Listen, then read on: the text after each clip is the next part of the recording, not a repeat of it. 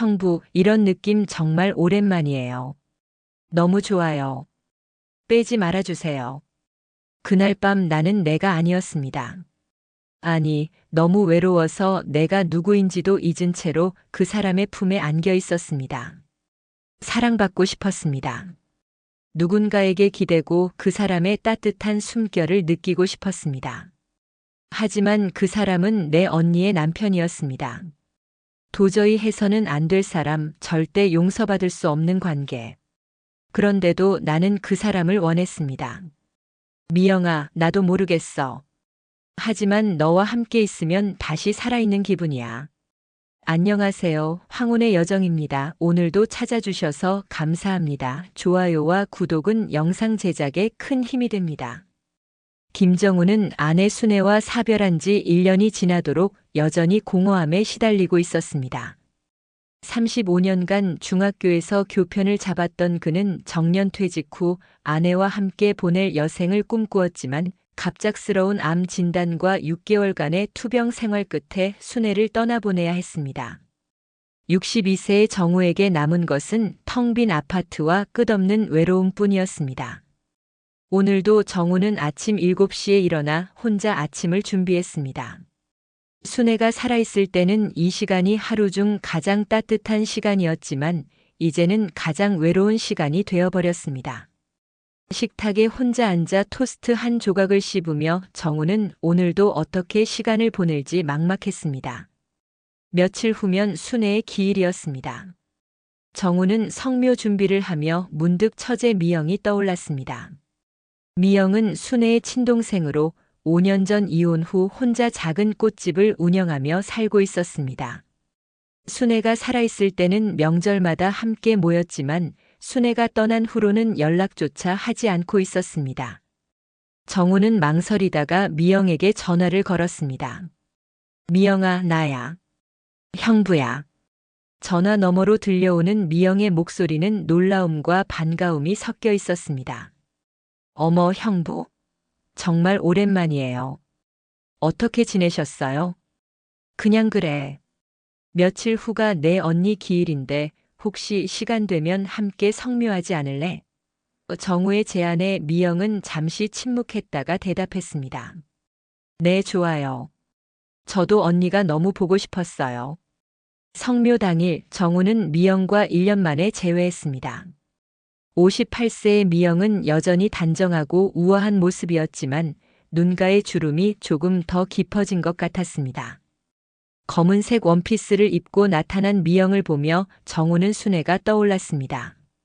자매라서 그런지 닮은 구석이 많았습니다. 형부 많이 야위셨네요. 미영이 걱정스러운 표정으로 말했습니다.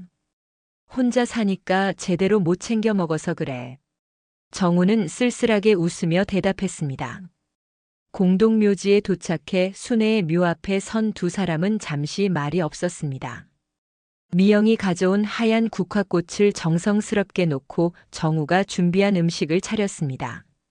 언니 잘 지내고 계시죠? 형부가 너무 외로워하고 계세요. 미영이 순애의 사진을 바라보며 속삭이듯 말했습니다. 그때 미영의 눈에서 눈물이 흘러내리기 시작했습니다. 언니 정말 보고 싶어요. 왜 저 혼자 남겨두고 가셨어요? 미영의 눈물을 보며 정우도 가슴이 먹먹해졌습니다. 자신만 외로운 것이 아니라 미영도 똑같이 힘들어하고 있다는 것을 깨달았습니다. 미영아, 울지 마. 내 언니가 보면 걱정할 거야.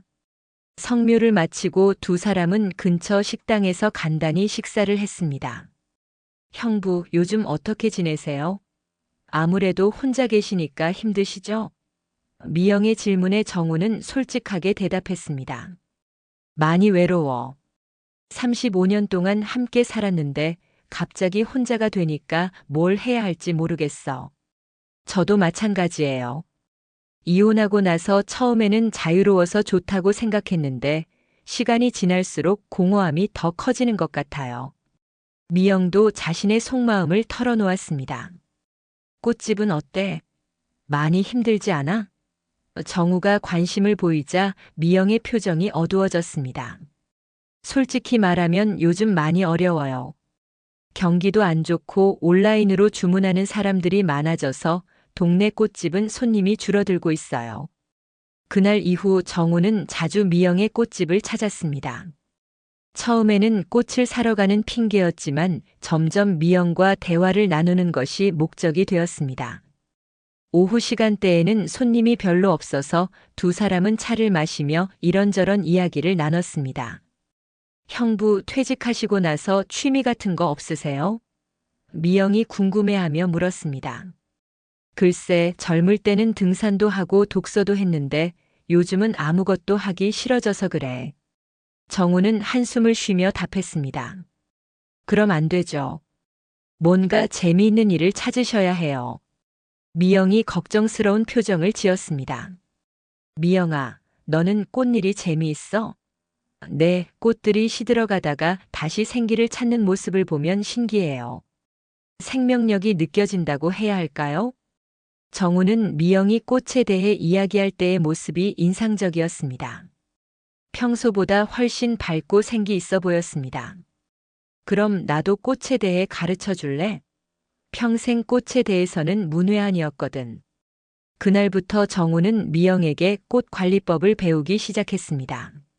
물 주는 방법부터 시작해서 꽃꽂이 기초까지 하나하나 배워나갔습니다.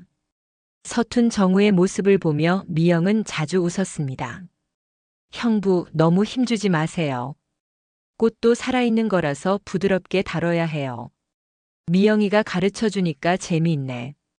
이런 걸 진작 배웠으면 내 언니한테도 더 자주 꽃을 사다 줄 걸 그랬어. 정우의 말에 미영은 잠시 표정이 어두워졌습니다. 언니 이야기는 하지 마세요. 자꾸 생각나서 슬퍼져요. 한 달이 지나자 정우는 거의 매일 꽃집에 나타났습니다. 아침에 일어나면 꽃집에 갈 핑계를 생각하고 저녁에는 오늘 미영과 나눈 대화를 되새기며 잠들었습니다. 자신도 모르게 미영을 보는 시간이 하루 중 가장 기다려지는 순간이 되어 있었습니다. 어느 날 정우가 꽃집에 갔을 때 미영이 전화 통화를 하며 울고 있었습니다. 네, 알겠습니다. 조금만 더 기다려주세요. 전화를 끄는 미영의 얼굴은 창백했습니다. 무슨 일이야? 왜 울어? 정우가 걱정스럽게 물었습니다. 임대료를 못 내서 건물주가 계약 해지한다고 해요. 요즘 매출이 너무 안 나와서 2달째 밀렸거든요. 미영이 손수건으로 눈물을 닦으며 말했습니다. 얼마나 밀렸는데? 200만 원이요. 큰 돈은 아닌데 지금 제게는 감당하기 어려워요.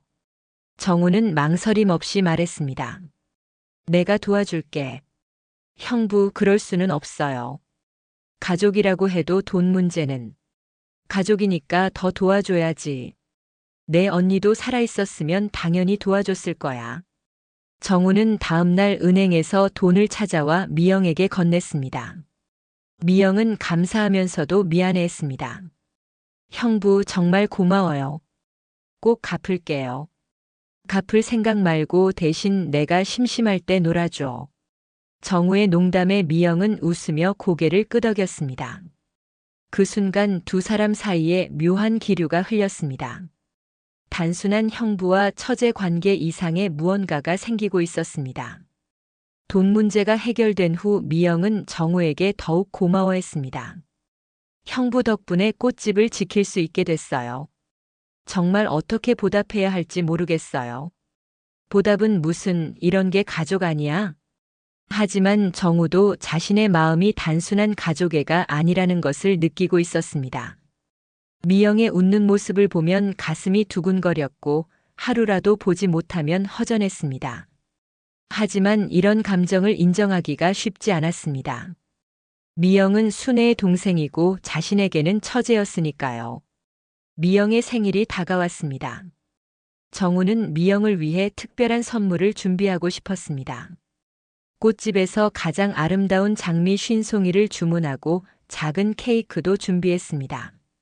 미영의 생일 당일 정우는 꽃집 문을 열고 들어가며 생일 축하해, 미영아. 라고 외쳤습니다.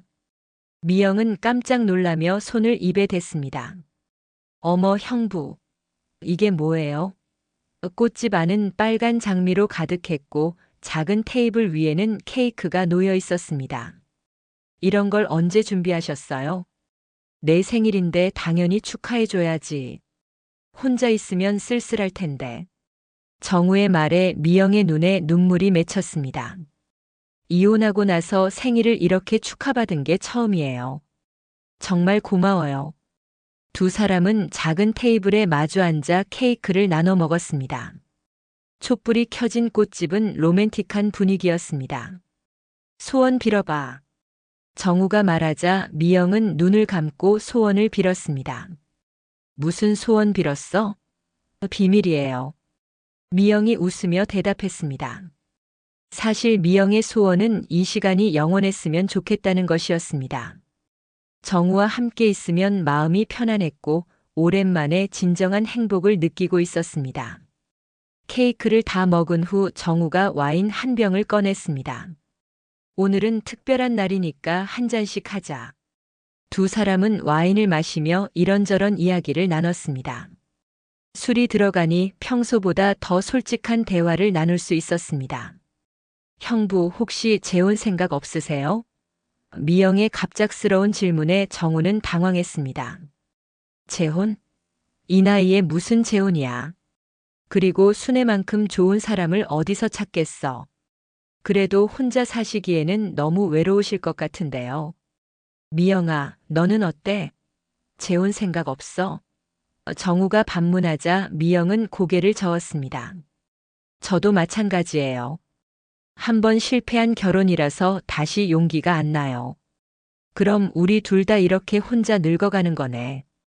정우의 말에 미영이 씁쓸하게 웃었습니다. 외롭긴 하지만 그래도 요즘은 형부가 있어서 많이 나아졌어요. 미영의 고백에 정우의 가슴이 두근거렸습니다.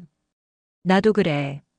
미영이 없었으면 어떻게 살았을지 모르겠어. 두 사람의 시선이 마주쳤고 그 순간 공기가 무거워졌습니다. 와인의 힘일까요? 아니면 오랜 외로움 때문일까요? 정우는 조심스럽게 미영의 손을 잡았습니다. 미영은 그 손을 뿌리치지 않았습니다. 오히려 더 꽉 잡았습니다. 미영아. 정우가 속삭이듯 불렀습니다. 형부. 미영도 떨리는 목소리로 대답했습니다. 두 사람의 거리가 점점 가까워졌고 마침내 그들의 입술이 닿았습니다. 부드럽고 조심스러운 키스였습니다. 키스가 끝난 후 두 사람은 서로를 바라보며 당황했습니다. 우리가 지금 뭘 한 거지? 미영이 작은 목소리로 물었습니다. 모르겠어. 하지만 후회하지 않아. 정우가 솔직하게 대답했습니다. 형부, 이러면 안 되는 거 아니에요? 저는 언니의 동생이고 형부는. 미영아, 나도 알아. 하지만 마음을 어쩔 수가 없어. 너와 함께 있으면 다시 살아있는 기분이야. 그날 밤 두 사람은 선을 넘었습니다. 오랜 외로움과 그리움이 서로에 대한 사랑으로 승화되는 순간이었습니다. 미영의 작은 원룸에서 촛불만이 두 사람을 비추고 있었습니다. 형부, 이런 느낌 정말 오랜만이에요. 이혼하고 나서 누군가와 이렇게 가까워진 건 처음이에요. 미영이 정우의 품에 안겨 속삭였습니다. 나도 그래. 순애가 떠난 후로 이런 따뜻함을 느껴본 적이 없었어. 새벽이 되어서야 정우는 미영의 집을 떠났습니다.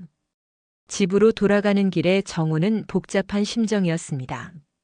행복하면서도 죄책감이 들었습니다.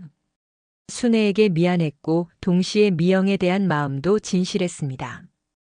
다음 날 미영은 더 일찍 꽃집을 열었습니다.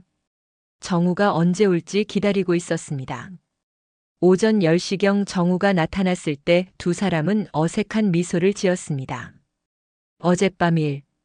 정우가 말을 꺼내려 하자 미영이 손을 저으며 막았습니다. 없던 일로 해요. 우리가 술을 너무 많이 마셨나 봐요. 하지만 미영의 목소리에는 확신이 없었습니다. 정말 그렇게 하고 싶어? 정우가 조심스럽게 물었습니다.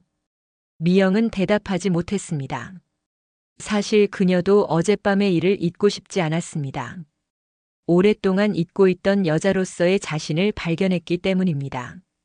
일주일 동안 두 사람은 서로 어색해했습니다. 정우는 꽃집에 가는 횟수를 줄였고 미영은 정우가 오지 않는 시간에 초조해했습니다. 하지만 결국 그들은 서로를 그리워하고 있다는 것을 인정할 수밖에 없었습니다. 미영아, 나 정말 미안해. 내가 처제인 너한테 이런 감정을 가져서. 어느 날 정우가 미영에게 진심 어린 사과를 했습니다. 형부, 저도 마찬가지예요. 언니한테 너무 미안해요. 그럼 우리 이제 어떻게 해야 할까? 모르겠어요. 하지만 형부를 보지 않고 살 수는 없을 것 같아요. 미영의 솔직한 고백에 정우는 안도했습니다. 그럼 우리 조심스럽게 만나자. 아무에게도 들키지 않게. 정우의 제안에 미영은 고개를 끄덕였습니다. 그렇게 두 사람의 은밀한 관계가 시작되었습니다. 주말이면 두 사람은 함께 드라이브를 떠났습니다. 서울에서 멀리 떨어진 바닷가나 산으로 가서 하루를 보냈습니다. 아무도 아는 사람이 없는 곳에서 그들은 자유로웠습니다. 여기서는 우리가 그냥 연인인 것 같아요. 바닷가를 걸으며 미영이 말했습니다. 맞아. 아무도 우리를 아는 사람이 없으니까. 정우는 미영의 손을 잡고 파도 소리를 들으며 걸었습니다. 형부, 우리가 20년 전에 만났다면 어땠을까요? 그때 만났다면 내가 내 언니를 포기했을지도 모르겠네. 정우의 농담에 미영이 웃었습니다. 그럼 저는 언니한테 원수가 됐겠네요.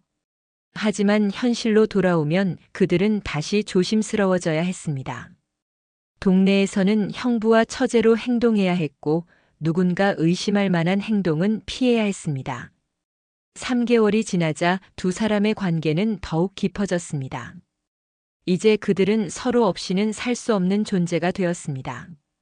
정우는 매일 아침 미영에게 안부 문자를 보냈고 미영은 저녁마다 정우를 위해 음식을 준비했습니다. 우리 진짜 부부 같아요. 미영이 정우를 위해 저녁상을 차리며 말했습니다. 그러게. 순애와 살 때도 이렇게 행복하지는 못했던 것 같아. 정우의 말에 미영은 복잡한 표정을 지었습니다. 형부, 언니 이야기는 하지 마세요. 괜히 죄책감만 들어요. 미안해. 하지만 미영아, 나는 너를 정말 사랑해.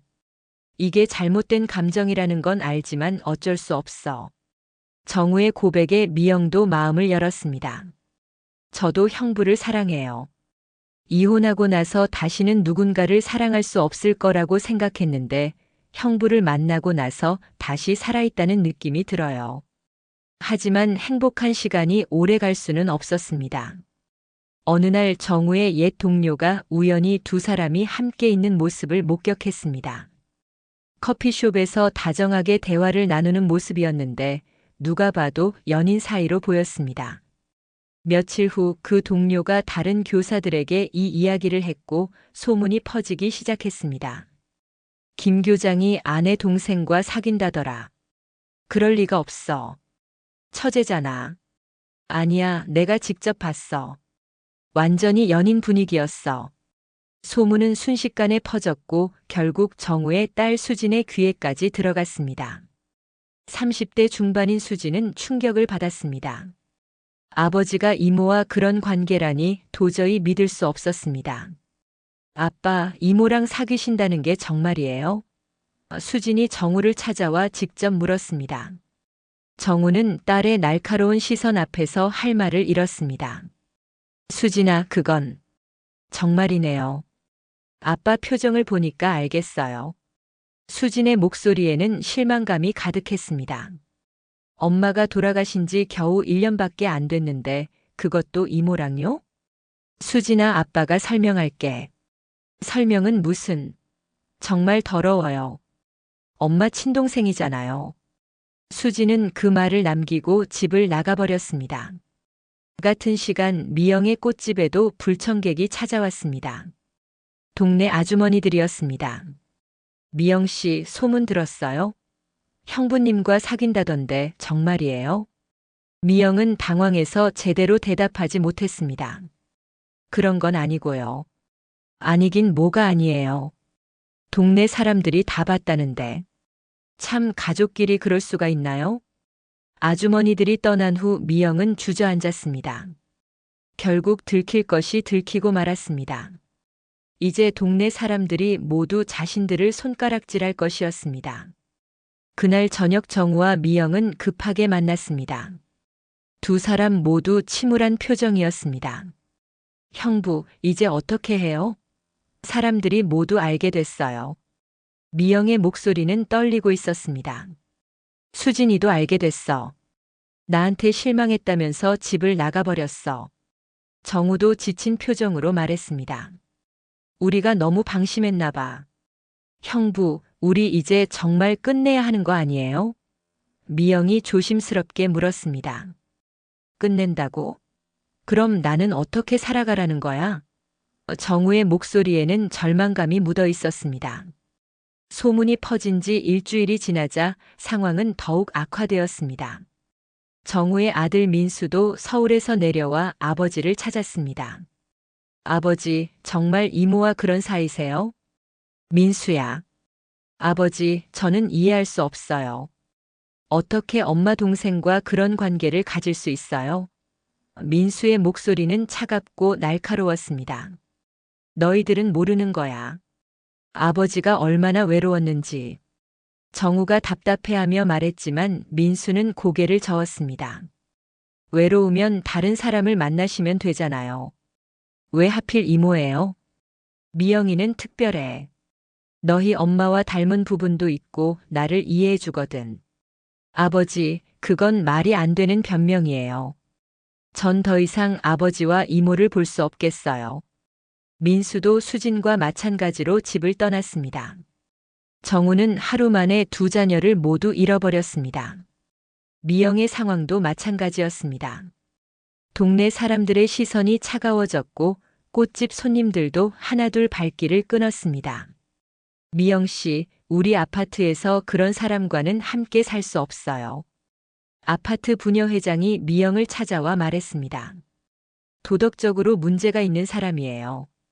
미영은 모든 것이 무너져 내리는 느낌이었습니다. 사업도 망해가고 동네에서도 배척당하고 심지어 살던 곳에서도 쫓겨날 위기에 처했습니다. 정우와 미영은 더 이상 공개적으로 만날 수 없게 되었습니다. 사람들의 시선이 너무 따가웠기 때문입니다. 전화로만 서로의 안부를 물으며 위로했습니다. 형부, 우리가 너무 욕심을 부린 걸까요? 미영이 전화기 너머로 울먹였습니다. 모르겠어. 하지만 후회하지는 않아. 너와 함께한 시간들은 내 인생에서 가장 행복했던 순간들이었어. 저도요. 하지만 이렇게 모든 사람을 아프게 하면서까지 우리 사랑을 지켜야 하는 건지 모르겠어요. 미영아, 세상 사람들이 우리를 이해하지 못한다고 해서 우리 사랑이 틀린 건 아니야. 한 달이 지나자 미영은 중대한 결심을 내렸습니다. 더 이상 이곳에서는 살 수 없다고 판단한 것입니다. 꽃집을 정리하고 다른 지역으로 이사를 가기로 했습니다. 형부, 저 이사 가려고 해요. 미영의 갑작스러운 말에 정우는 충격을 받았습니다. 갑자기 왜? 어디로 갈 건데? 강릉이요. 거기에 작은 꽃집 하나 임대 낼 수 있는 곳이 있어요. 여기서는 더 이상 버틸 수 없어요. 미영의 목소리는 결연했습니다. 미영아, 나는 어떻게 해? 너 없이는 살 수 없어. 정우가 간절하게 말했지만 미영의 마음은 이미 굳어져 있었습니다. 형부도 새로운 시작을 하세요. 자식들과도 화해하시고 정말 사랑할 수 있는 사람을 만나세요. 내가 사랑하는 사람은 너뿐이야. 다른 사람은 생각할 수도 없어. 이사 당일 정우는 미영을 말리려고 했지만 소용없었습니다. 형부, 이게 우리 모두를 위한 길이에요. 언니도 하늘에서 보고 계실 텐데 이렇게 사는 건 예의가 아니에요. 그럼 연락은? 전화라도 받을 거지? 아니요. 깨끗하게 정리해야 해요. 그래야 형부도 새로운 삶을 시작할 수 있어요. 미영이 떠난 후 정우는 완전히 무너져 내렸습니다. 집에서 나오지도 않고 누구와도 연락하지 않았습니다. 자식들은 여전히 냉담했고 동네 사람들의 시선도 차가웠습니다. 한편 강릉으로 이사간 미영도 마찬가지로 힘든 시간을 보내고 있었습니다. 새로운 환경에 적응하기 어려웠고 무엇보다 정우가 너무 그리웠습니다. 밤마다 울면서 정우를 떠올렸습니다. 6개월이 지났습니다. 정우는 자신의 삶을 정리하기로 결심했습니다. 아파트를 팔고 작은 시골집을 구입했습니다. 사람들의 시선을 피해 조용히 살고 싶었습니다. 어느 날 정우는 용기를 내어 강릉으로 향했습니다. 미영을 찾기 위해서였습니다. 며칠간 강릉 시내를 돌아다니며 꽃집들을 찾아본 끝에 작은 골목에 있는 봄날 꽃집이라는 간판을 발견했습니다. 문을 열고 들어서자 미영이 카운터에서 꽃을 정리하고 있었습니다. 6개월 만에 보는 미영은 많이 야위어 있었습니다. 미영아. 정우가 조심스럽게 불렀습니다. 미영은 고개를 들어 정우를 보고는 깜짝 놀랐습니다. 형부, 어떻게 여기까지? 너를 찾아왔어. 6개월 동안 너 없이 사는 게 지옥 같았어. 형부, 저희 이미 끝난 사이잖아요. 미영이 고개를 돌리며 말했지만 목소리는 떨리고 있었습니다. 끝나지 않았어. 적어도 내 마음은 끝나지 않았어. 정우는 미영에게 다가가 손을 잡았습니다. 미영아, 나는 깨달았어. 우리가 세상 눈치 보며 살 나이가 아니라는 걸.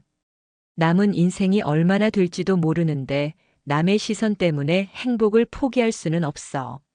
하지만 사람들이 뭐라고 하든 상관없어. 우리가 행복하면 되는 거 아닐까? 정우의 간절한 말에 미영의 마음이 흔들렸습니다. 형부, 정말 괜찮을까요? 모든 사람이 우리를 등지더라도 괜찮아. 너만 있으면 세상 모든 사람이 등을 져도 상관없어.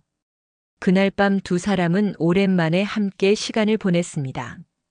6개월간의 그리움이 한꺼번에 터져 나왔습니다. 형부, 저도 정말 보고 싶었어요. 하루도 형부 생각 안 한 날이 없었어요. 나도 그랬어. 매일 밤 너를 꿈꿨어. 정우는 미영을 꼭 안으며 말했습니다. 이제 다시는 떨어지지 말자. 세상이 우리를 이해하지 못해도 상관없어. 다음 날 정우는 미영에게 제안했습니다. 미영아, 우리 함께 살자. 서울도 강릉도 아닌 아무도 우리를 모르는 곳에서 새로 시작하자. 미영은 잠시 망설였지만 결국 고개를 끄덕였습니다. 좋아요. 어차피 잃을 것도 없어요. 형부만 있으면 어디든 좋아요. 두 사람은 강원도 깊은 산골 마을에 작은 집을 구입했습니다. 주변에는 집이 몇 채 없는 조용한 곳이었습니다. 이웃들에게는 그저 함께 사는 친구라고 소개했습니다. 형부, 여기 정말 좋네요. 공기도 맑고 조용하고. 미영이 새 집 마당에서 꽃밭을 가꾸며 말했습니다. 그래. 이제 아무도 우리를 방해하지 않을 거야. 새로운 삶이 시작되었습니다. 정우는 작은 텃밭을 일구었고 미영은 마당에 꽃밭을 만들었습니다. 두 사람은 매일 함께 일하고 함께 식사하고 함께 산책했습니다. 동네 사람들은 두 사람을 궁금해했지만 간섭하지는 않았습니다. 저 두 분 부부 맞나? 글쎄, 부부 같기도 하고 남매 같기도 하고. 하지만 두 사람은 신경 쓰지 않았습니다.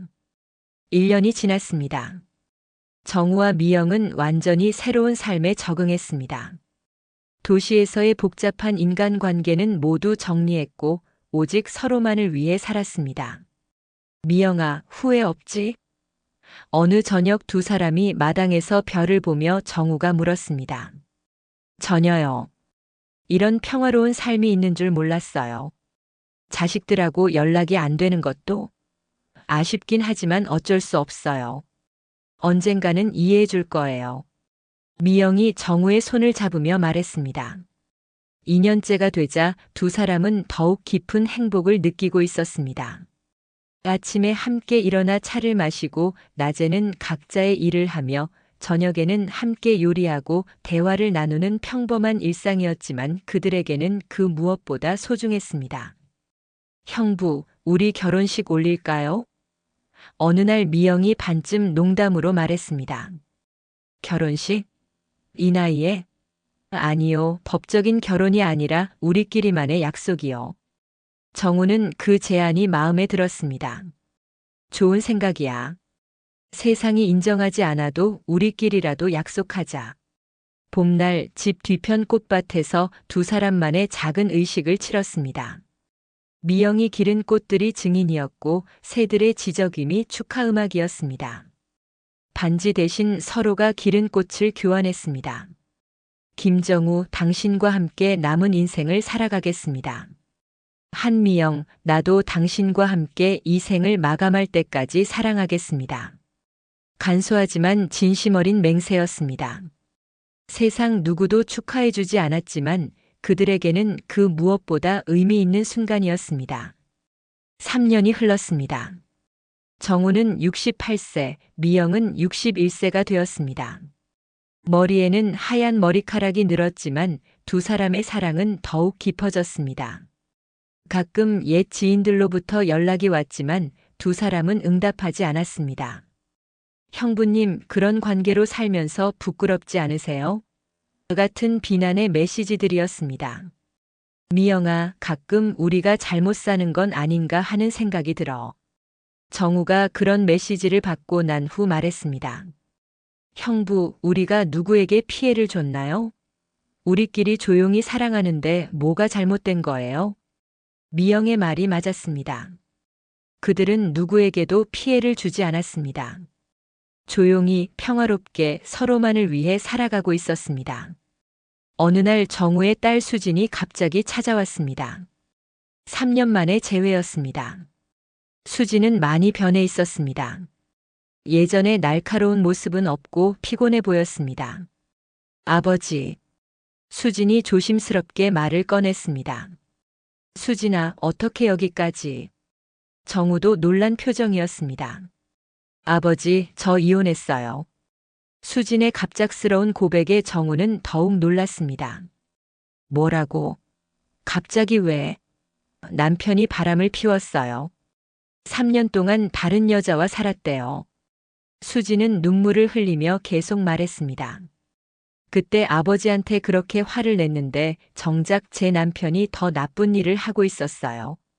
아버지와 이모는 적어도 진심으로 사랑했잖아요. 정우는 딸을 안아주며 위로했습니다. 수진아, 많이 힘들었겠구나. 아버지, 미안해요. 그때 제가 너무 심했어요. 지금 생각해보니 아버지도 외로우셨을 텐데. 미영도 나와서 수진을 맞았습니다. 수진아, 많이 야위었구나. 이모, 죄송해요. 제가 이모한테도 너무 심한 말을 했어요. 그날 저녁 세 사람은 함께 식사를 했습니다. 오랜만에 가족이 함께하는 시간이었습니다. 아버지, 이모, 여기서 정말 행복하세요? 응, 정말 행복해. 이런 평화로운 삶이 있는 줄 몰랐어. 정우가 진심으로 대답했습니다. 좋아요. 그럼 저도 아버지 선택을 인정할게요. 다만 가끔 연락은 했으면 좋겠어요. 수진이 떠난 후 정우와 미영은 더욱 감사한 마음이 들었습니다. 적어도 한 사람은 그들의 사랑을 이해해 주었으니까요. 5년이 흘렀습니다. 정우와 미영은 여전히 깊은 산골 마을에서 조용히 살고 있었습니다. 이제 동네 사람들도 그들을 자연스럽게 받아들였습니다. 저 두 분 참 좋아 보여. 나이 들어서 저렇게 사랑할 수 있다는 게 부럽더라. 하지만 여전히 바깥 세상의 시선은 차가웠습니다. 가끔 옛 동네 사람들을 만나면 수군거림을 들을 수 있었습니다. 아직도 그렇게 살고 있대. 참 뻔뻔하게도. 그런 말들을 들어도 두 사람은 흔들리지 않았습니다. 미영아, 우리 잘못 산 거 맞을까? 형부, 우리가 누구에게 피해를 줬나요? 우리끼리 조용히 사랑하는데 뭐가 잘못이에요? 정우는 70세, 미영은 63세가 되었습니다. 몸은 예전만 못했지만 마음은 더욱 평온했습니다. 아침마다 함께 산책을 하고 오후에는 각자 좋아하는 일을 하며 저녁에는 차를 마시며 하루를 정리했습니다. 형부, 우리 다음 생에도 만날까요? 어느 저녁 미영이 물었습니다. 당연히 만나야지. 다음 생에서는 당당하게 사랑하자. 그때는 형부와 처제가 아니라 처음부터 연인으로요. 두 사람은 손을 꼭 잡고 별이 가득한 하늘을 바라봤습니다. 세상이 인정하지 않는 사랑이었지만 그들에게는 그 무엇보다 소중하고 진실한 사랑이었습니다. 겨울이 왔습니다. 정우와 미영은 난로 앞에 앉아 따뜻한 차를 마시며 대화를 나누었습니다. 미영아, 후회는 정말 없어? 전혀요. 형부와 함께한 이 모든 시간이 선물 같아요. 나도 그래. 만약 다시 선택할 기회가 주어진다면 나는 똑같은 선택을 할 거야. 정우의 말에 미영은 미소를 지었습니다. 형부, 우리가 죄인인가요? 죄인이면 어때? 우리는 행복하잖아. 두 사람은 서로를 바라보며 웃었습니다. 세상의 모든 비난과 시선을 무릅쓰고 찾은 진정한 행복이었습니다. 봄이 다시 왔습니다. 미영이 가꾼 꽃밭에 새로운 꽃들이 피어났습니다. 정우와 미영은 손을 잡고 꽃밭을 거니며 중얼거렸습니다. 우리가 잘못 산 거 맞죠? 그럼 다음 생에서도 이렇게 잘못 살자. 꽃향기 가득한 작은 집에서 세상과 등진 채 오직 서로만을 위해 살아가는 두 사람. 누구도 축하해주지 않았고 누구도 인정해주지 않았지만 그들에게는 그것만으로도 충분했습니다. 저녁 노을이 지는 마당에서 두 사람은 서로를 바라보며 말했습니다. 형부 사랑해요. 나도 사랑해, 미영아. 세상이 용서하지 않는 사랑이었지만 그들에게는 그 무엇보다 진실하고 아름다운 사랑이었습니다. 그들의 사랑은 계속되었습니다. 조용히, 은밀히, 그러나 그 누구보다 깊게. 세상의 모든 시선과 비난을 견뎌낸 끝에 찾은 진정한 행복. 늦은 봄날에 피어난 사랑이 겨울을 견디고 다시 봄을 맞은 것처럼 그들의 사랑도 영원히 계속될 것이었습니다.